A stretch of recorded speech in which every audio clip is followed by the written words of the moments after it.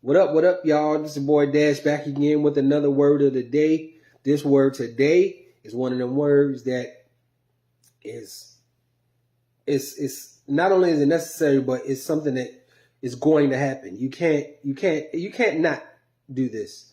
It's something that's gonna be in your everyday life. Well, maybe not every day, but that word is change. Change. Change is one of them things that is inevitable. You know, you're going to change, and change has to happen because if you, when you're born, are the same way that you are when you become an adult, something is wrong. Something is really wrong.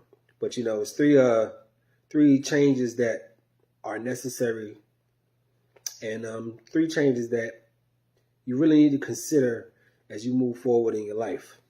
That's number one, changing your attitude. Changing your attitude. Ephesians 4:22-24 says to put off your old self, which belongs to your former manner of life and is corrupt through deceitful desires, and to be renewed in the spirit of your minds, and to put on the new self, created after the likeness of God in true righteousness and holiness. Now, the new self, that alludes to change. Obviously, the old self is the old you. Sometimes it's changes that really need to change in you, whether it be your way of thinking, which we talked about before in another video that was a while ago, whether it be a change in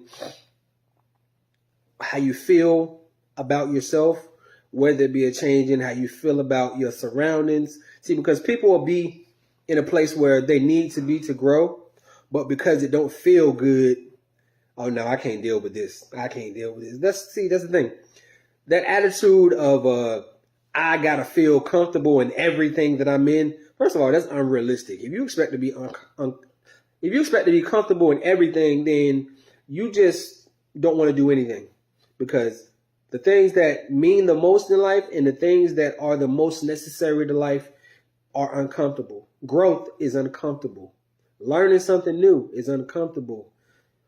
For being forgiving is uncomfortable. I get it, but it's necessary because you want everyone else to change their attitude to suit how you feel, but you don't want to change how you act to suit how anyone else feels. That don't make sense. That doesn't add up. A lot of people really want to be who they want to be, and then everybody else has to change around them. The whole world got to change except you. No, change your attitude and stop putting yourself on a pedestal, because you are not above change. You ain't perfect. I ain't perfect. Change your attitude. Number two, change your circle. Change your circle. I'm getting in somebody's business right now. Sound like Pastor Ty. Proverbs 13:20 says, whoever walks with the wise become wise, but the companion of fools will suffer harm. You know, a lot of people that I've seen, I've watched it, I've been a part of it actually, know that your people ain't no good.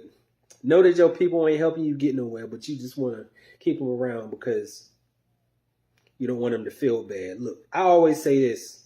You don't want to be at the top of your circle or at the bottom of your circle. You want to be in the middle of your circle because you can learn from both sides. You can learn from the person at the top of the circle because they can inspire you to be better.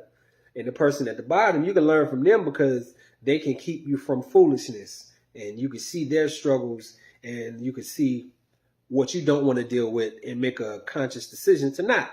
You know, because the saying goes, you can learn from your mistakes, but real wisdom is learning from other people's mistakes. You know, when you can learn from someone else without having to go through it, that's golden. That's golden. That's key. So you need to change your circle, because your circle is the first place you go for, you know, your confidence. Your circle is the first place you go with your secrets. Your circle is, most of the time at least, and this is men and women, the first place you go as far as, you know, if you're in trouble and you need some help, your circle. See, but on a deeper level, ask yourself this about your circle. You know, everybody got troubles that they go through, like whether your car break down, you might need, you know, $20 here and there. You know what I'm saying? I ain't talking about that. I'm talking about when you got a real internal battle going on and you really you really are in a place where your faith ain't as strong and you feel like giving up, do you have the friends that are going to encourage you to not give up? But not only that, are they going to walk that same way for themselves? People give advice that they don't take all the time. All the time. So, let me not forget this. Do you got the friends that pray for you? That pray for you? I know because I've done it before where you go to church, whether you go to church all the time or not, and you say, on social media. Social media. Y'all, people love saying prayers up, prayers up. Are you really praying for them? Like, I wish I could see a raising hands. How many people have said, I'm going to pray for you, and didn't even crack a hallelujah for him? Like, think about that. Do you have those friends that when you don't have faith, they can lend you some? Or when you don't feel strong enough to pray, they can pray for you? Do you have those type of friends? That's the type of circle you need to have. Moving on, though. Number 3, change your worship. Change your worship. Change your worship. Psalms 96:9 says, worship the Lord in all his holy beauty. Everyone on earth should tremble before him. I messed that word all up. And why should you tremble before the Lord? Why? Because think about this. Look at outside. The grass, the trees, the sky, the universe, all of the different countries, all of the different states, cities, and all of that continent, all of that, everything, all of the different bodies of water, the lakes, the rivers, the ponds, the fish in it, the dogs, the bears, the cats, the birds, everything. Think about it. God made all of it. All of it. God made all of it. All of it. I think that's enough for me to tremble before him. Because I barely made breakfast. So for real though. But for real though, everybody has been blessed in this life. Whether it's just blessed to wake up, whether it's you got that new job you wanted, you got that new car you wanted, you got that new house you wanted, you got whatever. Now see, people are worshiping that, but even in that, how much does your worship change after he gave you what you asked for? How much does your worship change? Like, how you act, ladies, when your man come through and buy you the outfit, get your nails done, get you the new fly pair of J's or whatever.